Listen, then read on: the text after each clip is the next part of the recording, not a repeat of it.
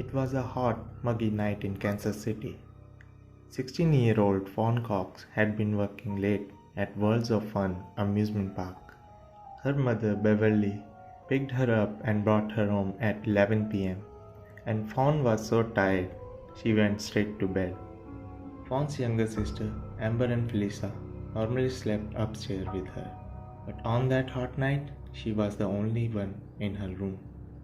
At some point during night, someone got into the house through an upstairs window by climbing on top of a pickup truck.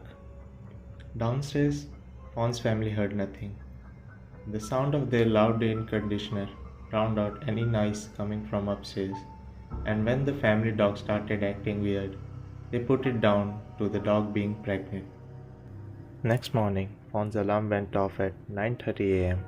to wake her up for work.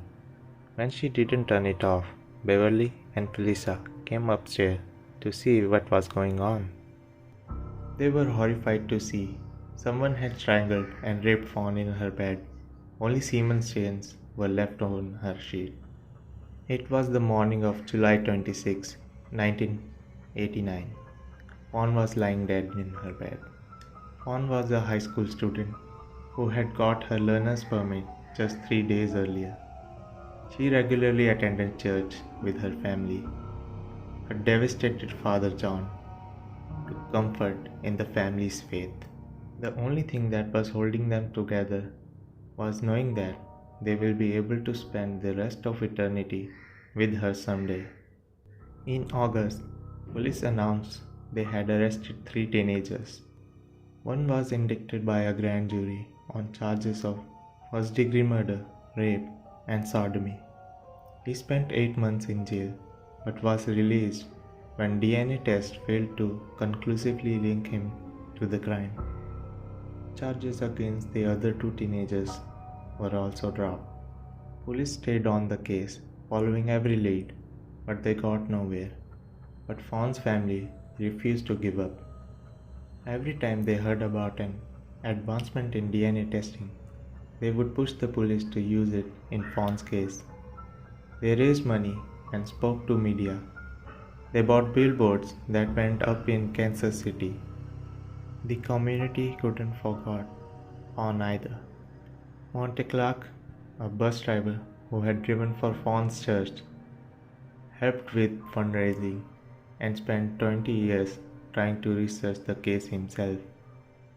Police were frustrated when a search of combined DNA index system, a database containing the DNA of every felon in the US, failed to find a match.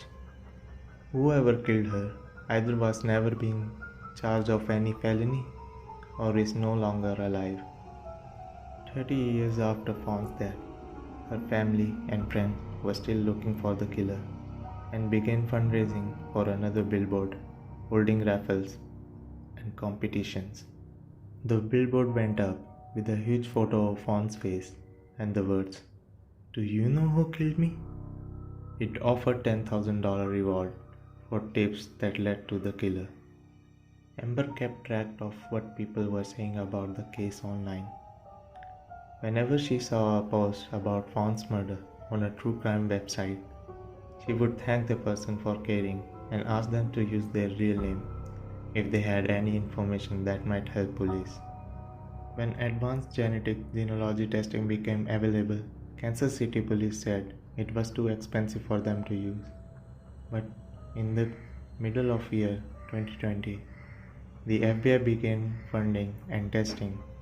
Within a matter of weeks, the case was solved. On November 11, 2020, police finally revealed the identity of Fawn's killer. It was her cousin, Donald Cox Jr. He had died of a drug overdose in 2006. Because the death was suspicious, the medical examiner had investigated it and kept a blood sample. Fawn's parents were sad but relieved. They said they had sometimes wondered if Donald had killed her.